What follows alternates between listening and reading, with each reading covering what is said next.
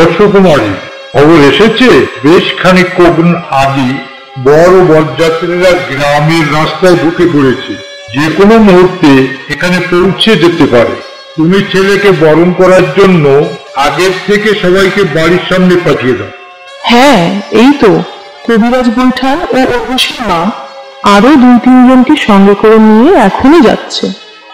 ওগো শুনছো, শান্তির বড় মামা যেন সবসময় কলাতলায় বসে থাকে। বিয়ের মঙ্গলিক নিয়ম যা যা আছে তা তো ওকেই করতে হবে, তাই না? তুমি ওকে সবকিছু ঠিক মতো শিখিয়ে দিয়েছ তো? ছেলে বরণ হয়ে গেলে তুমি ও কবিরাজ দাদা এই 2 জন মিলে যশবন্ত বিআই মশাই, ছেলে, ছেলের দাদা, ভাই ও সকল বরযাত্রীদের নিয়ে তাদের বসার জায়গায় ঠিক মতো বসিয়ে দেবে, কেমন? বিয়ের মঙ্গলিক কাজ শুরু হয়ে গেলে তুমি তো কন্যাদানের জন্য আটকা পড়ে যাবে।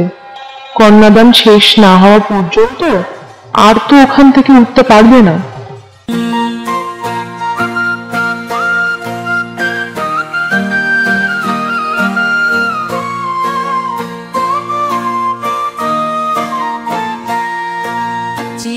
বাড়ির নিবাসী লোচন প্রামাণিক একমাত্র কন্যায়া তাহারে ভালোবাসেন প্রাণাধিক বৈকুণ্ঠের লক্ষ্মী যিনি সত্যে বেদবতী অম্বরীশ কন্যায়া। ও শান্তি, বর একেবারে ঠিক সময় এসে গেছে। আমি সবাইকে ডেকে বরণ কুলে নিয়ে যাচ্ছি।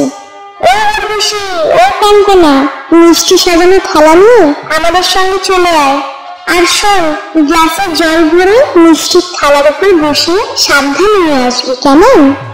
ও শান্তি দিদি, আমি এখন বর দেখতে যাবো না, তোমার কাছে বসে থাকবো। তোমাকে যখন কলাতলায় নিয়ে যাবে তখন যাবো, সেই সময় আমি তোমার বরকে দেখবো। কঙ্কনা দিদি, তুমি মিষ্টির থালাটা এবং জলের গ্লাসটা নিয়ে যাও, একটু যাও না, আমি ওখানেই থাকি।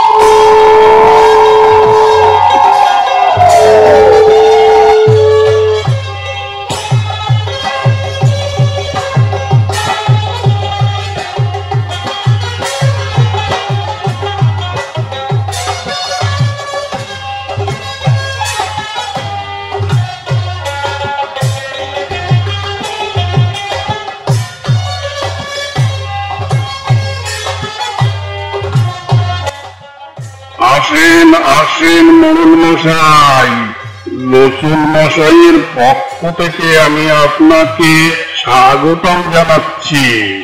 আপনার পায়ের ধুলোয় এই বিয়ের আসর ধন্য হয়ে গেল। আসেন, এখানে বসেন। না, আমি তো মনে করছিলাম এ বিয়েতে আসবো না, কারণ গ্রামের মাতব্বরদের সঙ্গে মিটিং করে আপনারা ব্রাহ্মণের পৌরোহিত্য ছাড়া মেয়ে বিয়ে দেওয়ার অনুমতি আদায় করে নিয়েছেন ঠিকই, কিন্তু কাজটা আপনারা ঠিক করেননি, বুঝলেন?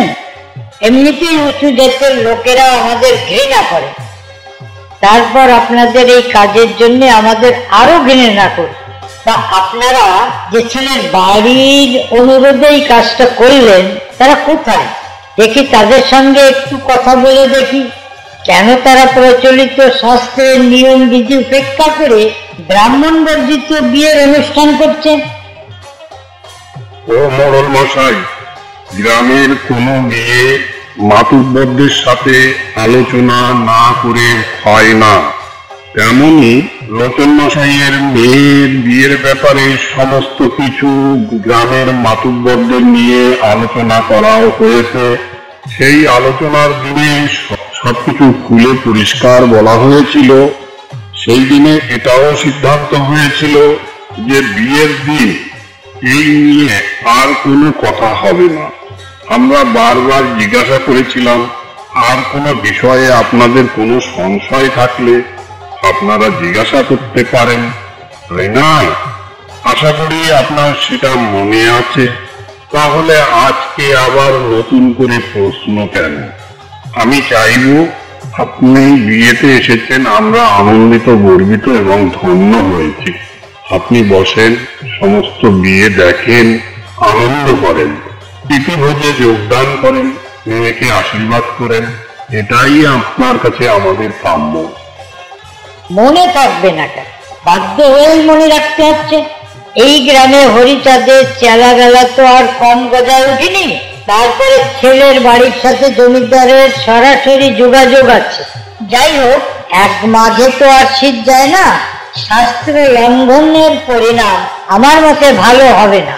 যাই হোক, বর কোথায় বসে আছে, যাই একটু দেখা করে আসি।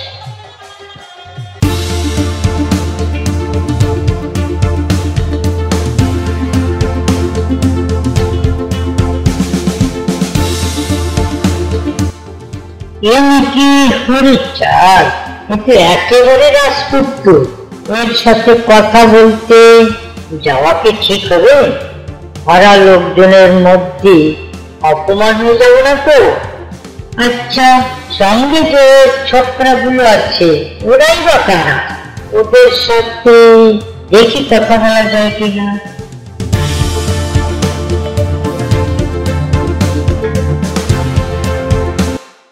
কাকা বাবু, প্রণাম নেবেন।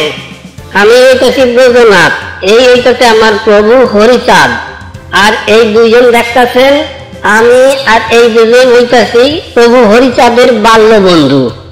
আপনি কি কিছু জানতে চাইতেছেন বা কইতে চাইতেছেন? এই গ্রামের মানুষের সাথে কথা কইয়া আমরা সত্যি আনন্দ পাইতাম। আপনি কইলে কইতে পারেন। হ্যাঁ, বলার তো ছিল। মানে এই যে ব্রাহ্মণ বর্জিত বিবাহ হচ্ছে, শাস্ত্রের অবমাননা হচ্ছে, কাজটা কি ঠিক হচ্ছে? আপনি তা জিগাইছেন, আমার প্রভু হরিচাঁদ এটা ভালো করে আপনারে বুঝাইয়া দিতে পারত। তবে আজকে বিয়ার দিন মাঙ্গলিক উক্তি ছাড়া তিনি কোনো কথা কইতেন না। আপনি অন্য দিনে এই বিষয়ে জানতে চাইলে অবশ্যই আপনারে আমার প্রভু বিস্তারিত কইত। তবুও আমরা এইখানে এই তিনজন প্রভুর অনুগত বাল্য বন্ধু, আমাদের মধ্যে যেটুকু জ্ঞান বুদ্ধি আছে এইটা আপনারে আমরা কইতাছি। এই নাটু, তুই একটু ওনারে বুঝাইয়া কত। আমার প্রভু বলেন, যত তীর্থ আছে অবনী ভিতরে, সত্য বাক্য সমকক্ষ হইতে না পারে। পরনারী মাতৃতুল্য মিথ্যা নাহি কবে, পরে দুঃখে দুঃখী সদা সচ্চরিত্র রবে। জীবে দয়া নামে রুচি, মানুষে তো নিষ্ঠা, ইহা ছাড়া আর যত সৎ ইয়া ভ্রষ্টা। ওরে বাবা, চেলার এত ডাকো, তাহলে বোঝানোর কি ক্ষমতা? তার বোঝার দরকার নেই।